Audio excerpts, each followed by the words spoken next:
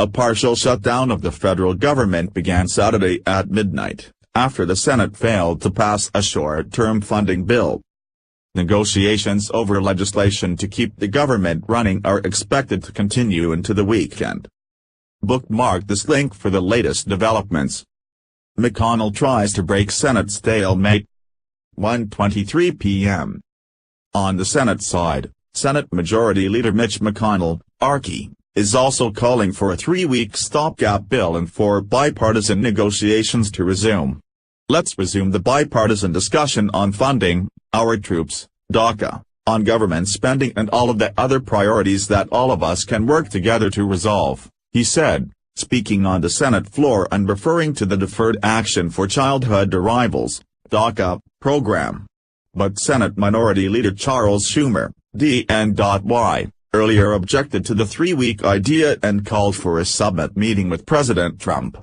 The president, meanwhile, has indicated he is not open to negotiating further on immigration issues that are key to Democrats while the government is still closed.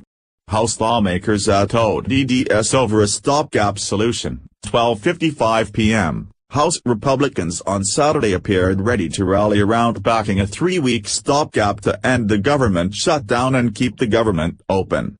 But House Minority Leader Nancy Pelosi, D. California, said it's meaningless to support another short-term spending patch until the parties have agreed on the contours of a broader fiscal 2018 funding package that meets several of the Democrats' base demands. Meanwhile, a visibly frustrated Speaker Paul Ryan, RWIS, took to the House floor to call the shutdown utter madness. "We do some crazy things in Washington, but this is utter madness," Ryan said. House Republicans voiced support for 3-week funding bill. 12:44 p.m. House Republicans on Saturday appeared open to backing a 3-week stopgap funding measure to end the government shutdown, but an endgame still remains elusive with Senate Democrats and Republicans in a standoff. "I believe we would accept if they go to February 8, House Majority Leader Kevin McCarthy, R. California, told reporters as he left a meeting with rank-and-file House Republicans in the basement of the Capitol. Some Senate Republicans, including South Carolina's Lindsey Graham, have been pushing for a funding bill through February 8. But Senate Democrats have balked at that plan, instead pushing for a continuing resolution, CR, that would fund the government for only 4 or 5 days. White House, Trump is monitoring ongoing negotiations. 12:25 p.m. President Trump spoke with GOP leadership on Saturday morning, according to White House Press Secretary Sarah Huckabee Sanders. The president appears to be digging in on his position in the shutdown negotiations. He is receiving regular updates from members of his administration and members on the Hill, she said in a statement.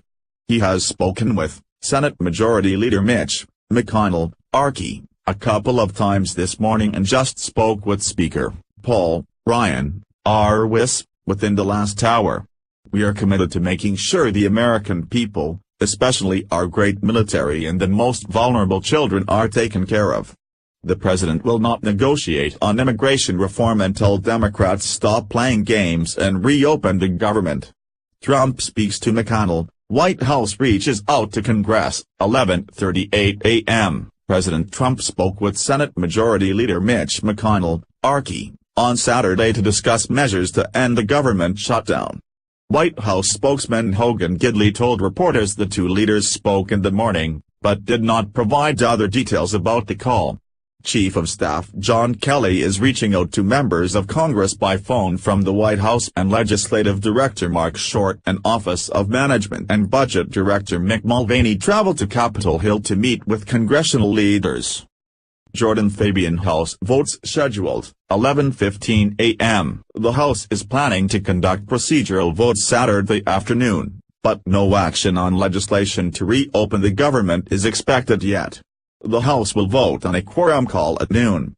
Then, the chamber will consider a measure known as same-day authority to ensure that a bill can reach the floor on the same day it is reported out of the House Rules Committee.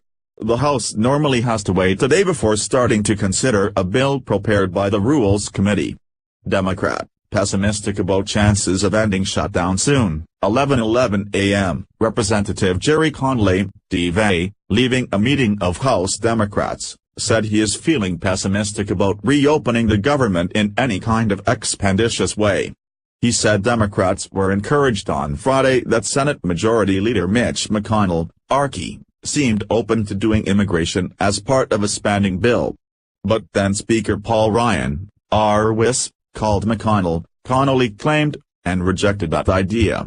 And that was the end of that, Connolly said. Senior House Republican, "We're going to get blamed." 10:50 a.m., Representative Charlie Dent, RPA, a senior member of the House Appropriations Committee, acknowledged that his party will get at least some of the blame for this shutdown. "There's a lot of blame to go around on all sides. We're in the majority, we control all three branches. So we're going to get blamed, whether we deserve it or not.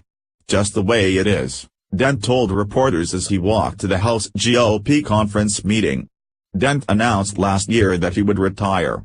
In his September announcement, Dent noted that he had considered leaving Congress since the last shutdown and lamented the dysfunction, disorder and chaos. Asked on Saturday if he's feeling justified in his decision to retire, Dent replied, "Absolutely." Democrats are meeting to discuss next steps. 10:30 a.m., Democrats, including Senator Dick Durbin, DL, and Reps. Nancy Pelosi, D. California, and Steny Hoyer, DMD, are meeting. Durbin joined the meeting to claps and cheers. Durbin has been leading the charge among Senate Democrats to oppose any spending bill before lawmakers have secured a clear path to adopting protections for immigrants brought to the country illegally as children, often called Dreamers. As part of the remarkable Senate floor negotiations late Friday night, GOP leaders agreed to stage a vote on Durbin's proposal, sponsored with Senator Lindsey Graham, RS.C., to accomplish that goal if separate Deferred Action for Childhood Arrivals, DACA, program talks fail to yield a similar deal by February 8. It's far from clear, however, if that measure would be taken up in the House, where Speaker Paul Ryan, RWIS, has said he won't consider any DACA bill not supported by President Trump. Trump rejected the Graham-Durbin proposal last week. Representative Luis Gutierrez, DL, said Saturday morning that a Senate vote on DACA is meaningless unless Ryan gives assurances that the bill will also get a vote in the House. House is back in session. 9 a.m., Senate Democratic leader Charles Schumer, NY, has called for a White House summit to hash out a deal.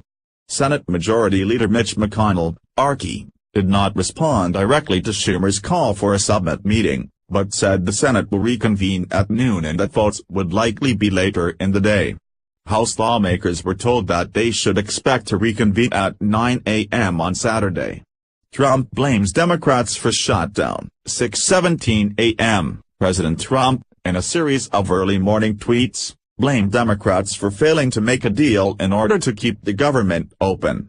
Senate Minority Leader Charles Schumer, DNY, said early Saturday that he offered a deal to Trump involving border wall funding in exchange for Deferred Action for Childhood Arrivals, DACA, protections during a White House meeting, but the president walked away.